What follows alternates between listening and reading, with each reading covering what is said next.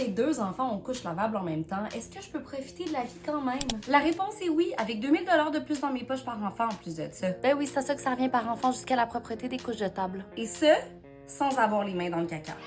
En tout cas, pas tant que ça.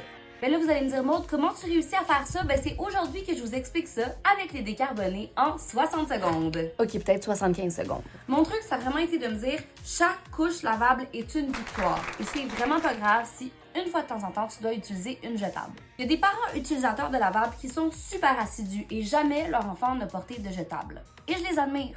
Personnellement, j'ai besoin d'un peu de flexibilité. Par exemple, on voulait mettre toutes les chances de notre côté pour que notre premier enfant arrête de se réveiller aux heures la nuit en changeant ses couches lavables pour des couches jetables la nuit. Puis quand il a fini par faire ses nuits, on n'est jamais revenu en arrière pour comme essayer de trouver une autre alternative. On s'est pas acharné là-dessus puis c'est bien correct. Ou ben quand on a été tanné de nettoyer des cacas mous et explosifs, ben on a décidé d'acheter des feuillets jetables ou compostables. Oui, c'est plus polluant que de pas en mettre, mais c'est moins de ressources utilisées qu'une entière couche jetable. Pour les sorties, rien de plus facile, j'ai acheté plein de petits sacs imperméables d'une entreprise locale et lorsque je dois changer la couche de mon enfant au resto, à la bibliothèque, chez une amie, je fais juste les mettre dans ces sacs-là et je les gère à la maison et j'ai plein de compliments sur les petits dessins. J'ai aussi développé une passion particulière pour assembler mes couches devant mes séries préférées ou même avec mes enfants. Mon plus vieux pratique même sa motricité fine avec cette tâche-là.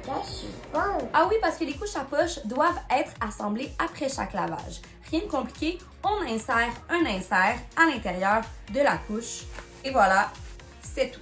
Il y a des parents qui choisissent les couches plates qui sont ultra absorbantes, paraît-il, mais ça demande une petite technique de pliage. Bref, les couches lavables, c'est comme n'importe quoi. C'est à vous de les adapter à votre mode de vie. C'est pas une religion, c'est pas une secte, c'est vraiment juste une alternative économique qui, en plus, nous permet d'envoyer moins de couches jetables à la décharge. Pour encore plus d'informations, on a un article complet sur le site web des Décarbonés.